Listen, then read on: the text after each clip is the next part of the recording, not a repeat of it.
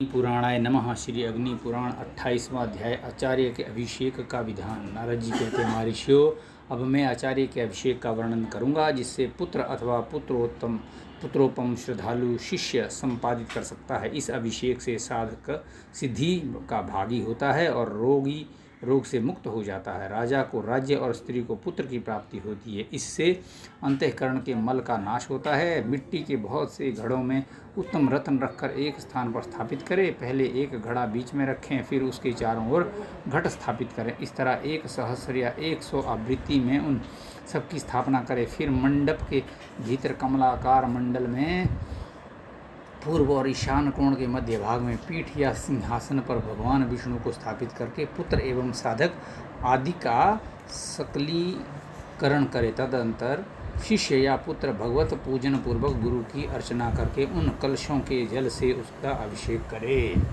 उस समय गीत वाद्य का उत्सव होता रहे। फिर योग पीठ आदि गुरु को अर्पित कर दे और प्रार्थना करे, गुरुदेव आप हम सब मनुष्यों की कृपा पूर्वक अनुग्रहित करें। गुरु भी उनको समय दीक्षा के अनुकूल आचार का उपदेश दे। इससे गुरु और साधक भी संपूर्ण मनोरथों के भागी होते हैं। इस प्रकार आदि आग्नेय महापुराण में आचार्य के अभिषेक की विधि का वर्णन नामक 28वां अध्याय पूरा हुआ। 29वां अध्याय मंत्र साधन विधि सर्वतोभद्रादि मंडलों के लक्षण। नारद जी कहते हैं, मुनीश्वरों, साधकों को चाहिए कि वे देव मंदिर आदि में मंत्र की साधना करें। घर के भीतर शुद्ध भूमि पर मंडल में परमेश्वर श्री हरि का विशेष पूजन करके चौकोर क्षेत्र में मंडल आदि की रचना करें। 256 कोष्ठों में सर्वतोभद्र मंडल लिखे। क्रम ये है कि पूर्व से पश्चिम की ओर तथा उत्तर से दक्षिण की ओर 12 बराबर 17 रेखाएं खींचें। ऐसा करने से 256 कोष्ठ हो जाएंगे। उनमें से बीच के 36 कोष्ठों को एक करके उनके द्वारा कमल बनावे अथवा उसे कमल का क्षेत्र निश्चित करे।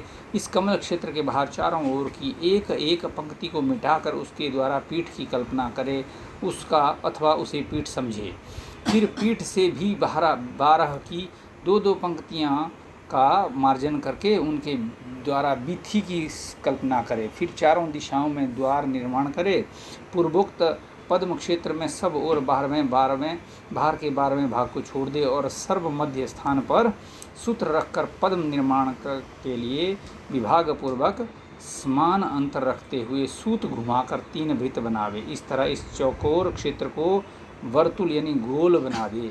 इन तीनों में से प्रथम तो कर्णिका क्षेत्र है, दूसरा केसर का क्षेत्र है और तीसरा दल संधियों का क्षेत्र है। शेष चौथा अंश दलाग्र भाग का स्थान है। कोण सूत्रों को फैलाकर कोण से दिशा के मध्य भाग तक ले जाए तथा केसर के अग्र भाग में सूत रखकर दल संधियों को चिन्हित करे। फिर सूत गिराकर 8 दलों का निर्माण करे। दलों के मध्यगत अंतराल का जो मान है उसे मध्य में रखकर उससे दलाग्र को घुमावे। तदंतर उसके भी अग्र भाग को घुमावे। उनके अंतराल मान को उनके पार्श्व भाग में रखकर ब्रह्म क्रम से एक एक दल में 2-2 केसरों का उल्लेख करे। ये सामान्यतः कमल का चिन्ह है। अब 12 दल कमल का वर्णन किया जाता है।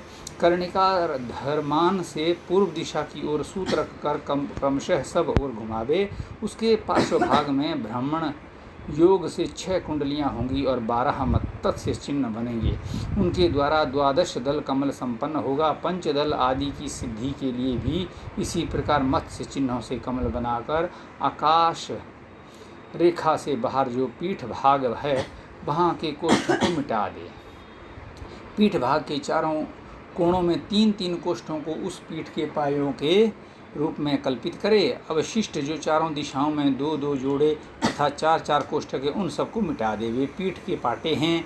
पीठ के बाहर चारों दिशाओं की 2-2 पंक्तियों को वीथी मार्ग के लिए सर्वथा लुप्त कर दे, मिटा दे। तदंतर चारों दिशाओं में 4 द्वारों की कल्पना करे।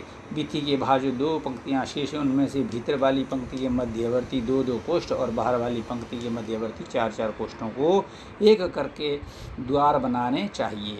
द्वारों के पार्श्व भागों में विद्वान पुरुष 8 शोभा स्थानों की कल्पना करे और शोभा के पार्श्व भाग में उपशोभा स्थान बनाए। उपशोभाओं की संख्या भी उतनी ही बताई गई जितनी की शोभाओं की उपशोभाओं के समीप के स्थान कोण कहे गए हैं। तदंतर चारों दिशाओं में दो दो मध्यवर्ती कोष्ठकों का और उससे बाह्य पंक्ति की चार चार मध्यवर्ती कोष्ठकों द्वार के लिए चिंतन करें। उन सबको एकत्र करके मिटा दे। इस तरह चार द्वार बन जाते हैं। द्वार के दोनों पार्श्वों में क्षेत्र की बाह्य पंक्ति के एक एक और भीतरी पंक्ति के तीन तीन कोष्ठकों को शोभा बनाने के लिए मिटा दे। शोभा के पार्श्व भाग में उसके विपरीत करने से अर्थात क्षेत्र की बाह्य पंक्ति के तीन तीन और भीतरी पंक्ति की एक एक कोष्ठ को मिटाने से उप शोभा का निर्माण होता है। तत्पश्चात कोण के भीतर और बाहर के तीन तीन कोष्ठकों को भेद मिटाकर एक करके चिंतन करें। इस प्रकार 16 कोष्ठों से बनने वाले 256 कोष्ठ वाले मंडल का वर्णन हुआ। इसी तरह दूसरा मंडल भी बन सकता है। 12 कोष्ठकों के 144 कोष्ठकों का जो मंडल बनता है उसमें भी मध्यवर्ती 36 कोष्ठों का कमल होता है। उसमें बिथी नहीं होती, एक पंक्ति पीठ के लिए होती है। शेष दो पंक्तियों द्वारा पूर्ववत द्वार और शोभा की कल्पना होती है। इसमें उपशोभा नहीं देखी जाती। अवशिष्ट 6 पदों द्वारा कोणों की कल्पना करनी चाहिए। एक हाथ के मंडल में 12 अंगुल का कमल क्षेत्र होता है। 2 हाथ के मंडल में कमल का स्थान 1 हाथ लंबा चौड़ा होता है। तदनुसार वृद्धि करके द्वार आदि के साथ मंडल की रचना करें। 2 हाथ का पीठ रहित चतुरस्रम मंडल हो तो उसमें चक्राकार कमल चक्राब्ज का निर्माण करें। 9 अंगुल का पद्मार्ध कहा गया है। 3 अंगुली की नाभि मानी गई है। 8 अंगुल के अरे बनावे और 4 अंगुल के नियमित। क्षेत्र के 3 भाग करके फिर भीतर से प्रत्येक के 2 भाग करें। भीतर के जो 5 कोष्ठक हैं उनको अरे या अरे बनाने के लिए आस्फालित करके उनके ऊपर अरे अंकित करें। वे अरे इंदिवर के दलों की सी आकृति वाले हों अथवा मातुलिंग बिजौरा नींबू के आकार के हों या कमल दल के समान हों, विस्तृत हों अथवा अपनी इच्छा अनुसार उनकी आकृति अंकित करे। औरों की संख्याओं के बीच में सूत रखकर उसे 12 की नेमी तक ले जाए और चारों ओर घुमावे। अरे के मूल भाग को उसके संधि स्थान में सूत रखकर घुमावे तथा अरे के मध्य भाग में सूत्र स्थापन करके उस मध्य भाग के सब ओर समभाव से सूत को घुमावे। इस तरह घुमाने से मातुलिंग के समान अरे बन जाएंगी।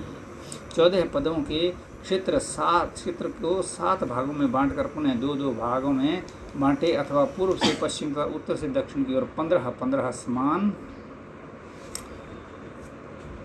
रेखाएं खींचे। ऐसा करने से 196 कोष्ठक सिद्ध होंगे। वे जो कोष्ठक हैं उनमें से बीच के 4 कोष्ठकों द्वारा भद्र मंडल लिखें। उसके चारों ओर बिथी के लिए स्थान छोड़ दे। फिर संपूर्ण दिशाओं में कमल लिखे।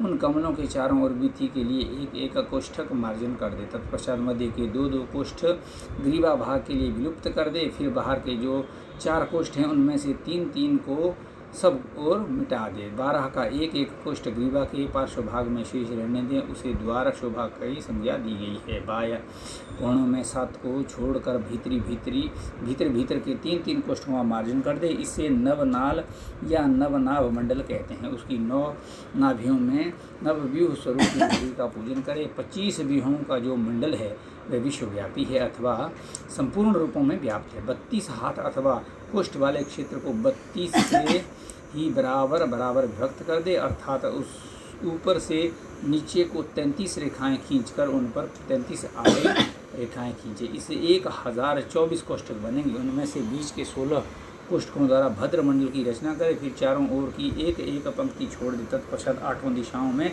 16 कोष्ठों द्वारा 8 भद्र मंडल लिखे। उसे भद्राष्टक की संज्ञा दी गई है। उसके बाद की भी एक पंक्ति मिटाकर पुनः पूर्ववत 16 भद्र मंडल लिखे। तदनंतर सब ओर की एक एक पंक्ति मिटाकर प्रत्येक दिशा में 3 के क्रम से 12 द्वारों की रचना करे।